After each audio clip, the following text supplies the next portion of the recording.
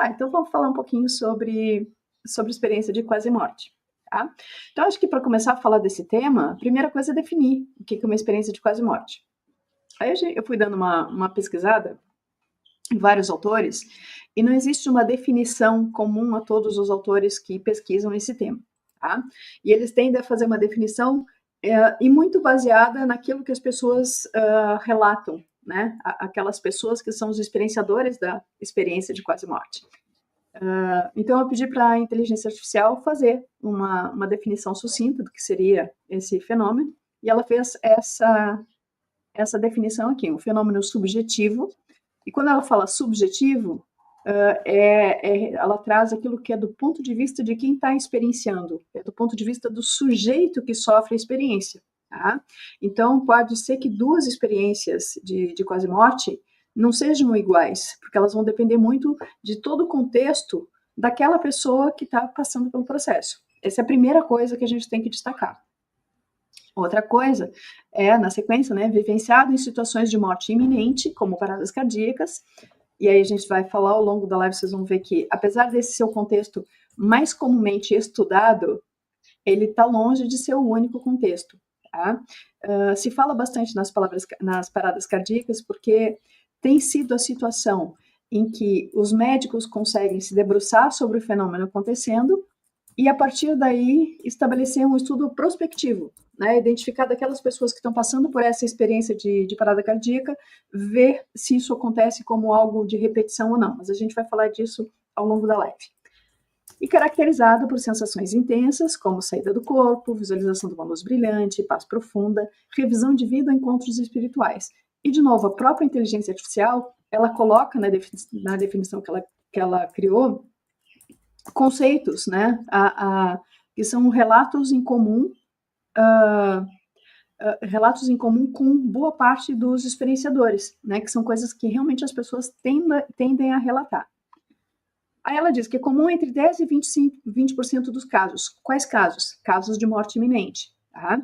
Mas essa estatística ela é extremamente frágil e muito variável também de acordo com o pesquisador. E a gente também vai abordar isso. Tá? Mas um fato que ela traz aqui que transcende culturas. Inclusive, eu vou mostrar para vocês o que existe de pesquisa científica, eu vou dar uma visão geral. A gente encontra algumas experiências de relatos de pesquisadores da China, que é uma cultura totalmente diferente, e especialmente no que diz respeito a falar da morte, encarar a morte e lidar com a morte no dia a dia, porque isso é muito diferente entre a nossa cultura ocidental e oriental, que tem um aspecto todo relevante quando a gente vai estudar um assunto como esse, tá? Então, transcende culturas e pode transformar valores pessoais, e esse é um ponto extremamente relevante.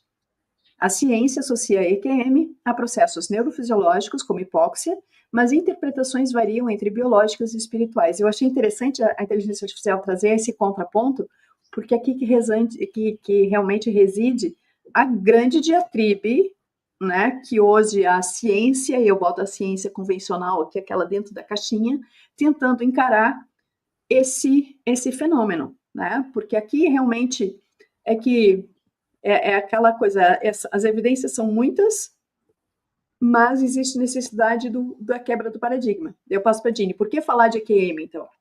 Exatamente. Quando a gente, como a Anne falou, nós pescamos esse assunto, a gente pensou, e ele vai diretamente a muitas questões que quando a gente vai lá não é o processo do despertar, né? Ou então quem já foi para essa parte, já andou por essa parte espírita, é um assunto que sempre causou uma curiosidade muito grande, porque fala de um desconhecido e fala desse medo do desviver, né? O medo da morte em si, como a gente está falando de um tema aqui, vamos puxar a palavra, né, ao pé da letra, né? O medo da morte, então, isso gera uma tensão muito grande e com uma abrangência de público muito maior. Então, falar sobre essas experiências de quase morte hoje é muito mais do que um exercício de curiosidade científica, né? Para nós que estamos aqui e que nos auto-intitulamos despertos, a gente vai botar despertos, semi-despertos, ninguém está completamente, né? É um chamado da própria consciência. E a humanidade se encontra, a gente está nesse momento, isso como um todo, de uma transição profunda, onde esse medo da morte, em sentido mais amplo, o medo da dissolução, essa questão da noção da finitude, ainda condiciona grande parte das nossas escolhas, reações e as próprias doenças. E a gente engloba físicas e emocionais, físico-emocionais, botando num pacote. Porque, por mais, gente, que nós estejamos despertos, vamos falar, uma coisa que nos causa uma sensação de desconhecimento do e aí, o que vem depois, e tem uma ampla gama de pessoas, mesmo estando despertas, que não tem esse contato tão intenso com a reativação, e eu não vou falar nem ativação, mas a reativação dos nossos sentidos extrasensoriais, ainda é um quarto escuro, um lugar onde a gente está tateando. Então, as EQMs, elas abrem uma janela concreta, investigável, para algo que hoje os terapeutas, nós aqui, né, já sabemos intuitivamente com relação sobre a consciência, que a consciência ela não se extingue, ela só se transforma. Então, quando a gente vai estudar inúmeros casos, quando a gente vai ler sobre esses casos, sobre esses relatos de pessoas que estiveram clinicamente numa situação de EQM e relatam essas percepções lúcidas, coerentes, né? Muitas vezes transformadoras das próprias vidas, a gente está diante de uma chave, e é isso que nós fazemos aqui, gerar as chavezinhas, né, de um paradigma que a gente precisa chegar ali e quebrar mais essa para abrir as portas para desfazer esse medo que a gente tem da morte, do desconhecido. E é nesse ponto, é nesse direcionamento que a gente vai, que a gente engloba esse assunto hoje, com essa percepção, essa mudança de percepção, essa mudança de parâmetros sobre esse fim. Então, a gente vai mudar a palavrinha do fim para continuidade até o final da live, mostrando vários aspectos para vocês, não só científicos, mas principalmente espirituais, a gente pode dizer que energéticos, sobre essa continuidade. Bora lá? E continuando aqui, antes de trocar o slide, a gente até comentou no sábado, né? A gente está tentando reparar o estrago que René Descartes fez naquilo que a gente chama de ciência hoje. Porque essa coisa dessa dicotomia entre corpo e espírito, alma, energia, consciência, seja o que for, vem lá de trás, né? E aí a ciência se encarregou do físico e cada vez mais na nossa realidade ocidental ficou dicotomizado, separado. E aí aquilo que, para qualquer pessoa com uma matriz religiosa, espiritualista, especialmente as espiritualistas, que acreditam na reencarnação, ou que acreditam no intercâmbio com desencarnados, isso não tem nada demais, né? Falar de EQM nesse contexto espírita e espiritualista é uma coisa muito natural, né? É um processo, né, fisiológico, né, facilmente compreendido, já que a noção de que a consciência, ou o espírito, como se queira chamar, transcende a matéria e se liberta dela e tem capacidade de sair e voltar, que é o que se faz no sono, como a Kátia Funk está dizendo ali, né, damos uma morridinha todas as vezes que dormimos, isso é muito natural. Agora, para uma ciência que foi moldada dentro do paradigma materialista, e só o que acontece dentro da matéria é o que precisa ser explicado, e que principalmente que atrela a existência da consciência, que eles nem chamam sequer de consciência, mas vão chamar de mente, ao cérebro, e colocam o cérebro como o receptáculo físico, a caixinha, o local onde a vida se insere, a consciência, aquilo que nos faz sermos nós mesmos dentro desse órgão. Aí as coisas ficam loucas, porque o que acontece? As pessoas que sofrem essa experiência começam a trazer memórias de um momento em que o cérebro estava desligado, ou seja, como que ele poderia estar fazendo memória se ele não estava lá, né?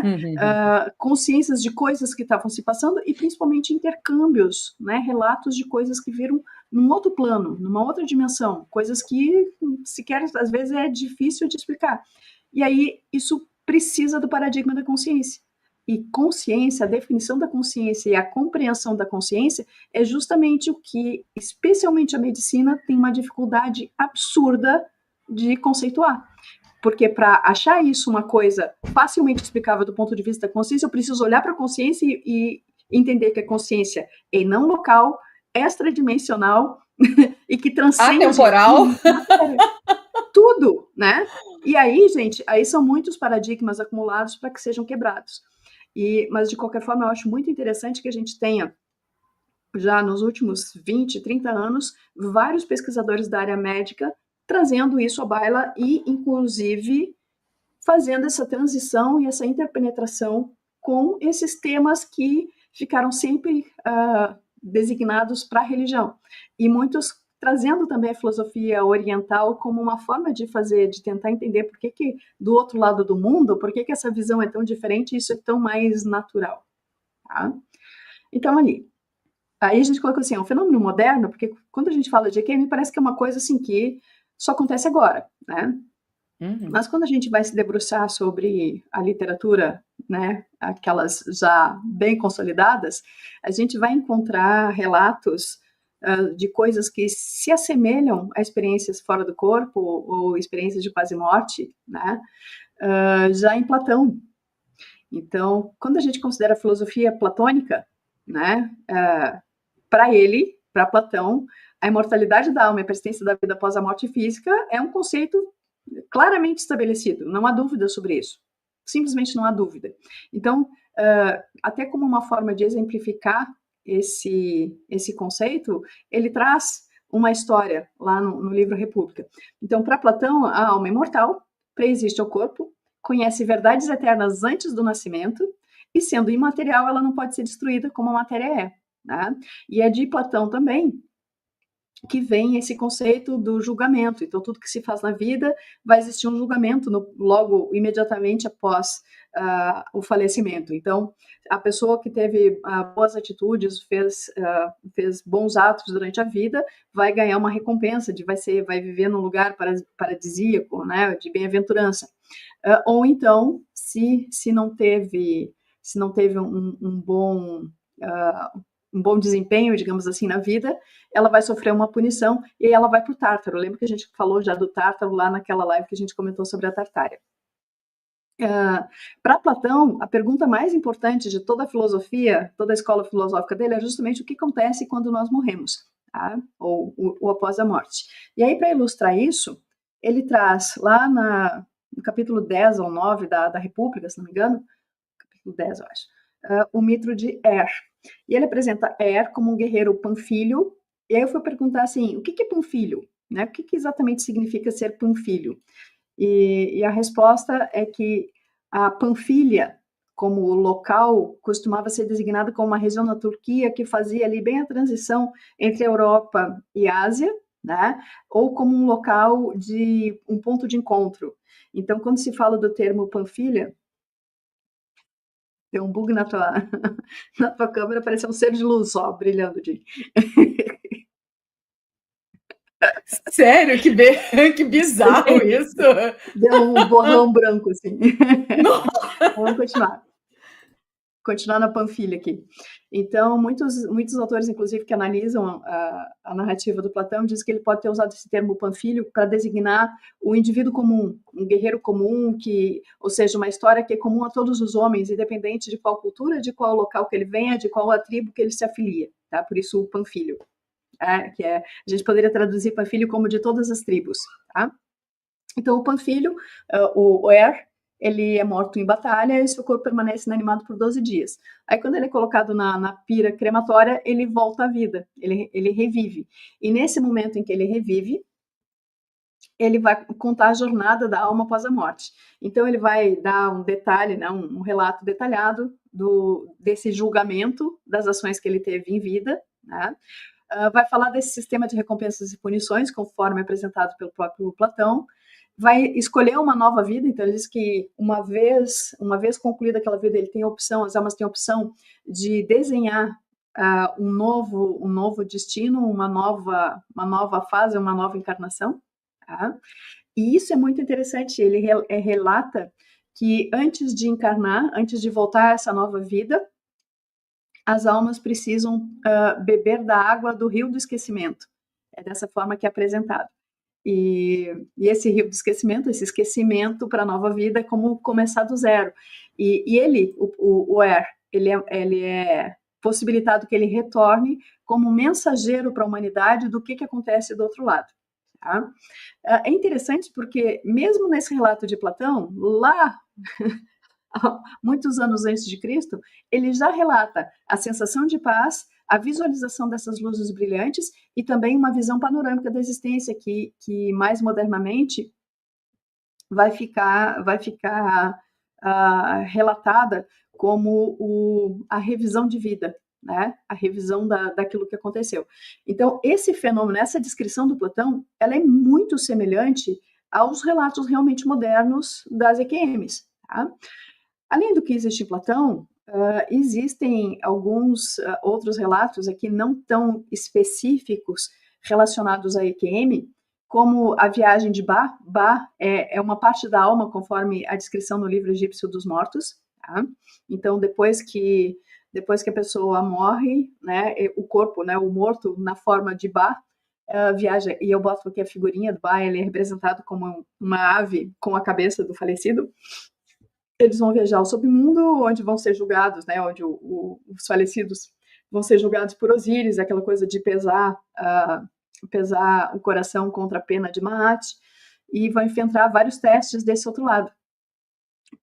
Mas também estão presentes aqui os elementos de visão de luz e revisão dos atos, aqui como uma consequência do fato do término da vida. Então não tem um relato subjetivo de alguém que foi e voltou, mas isso seria aquilo que se espera de todas as almas que partem, tá?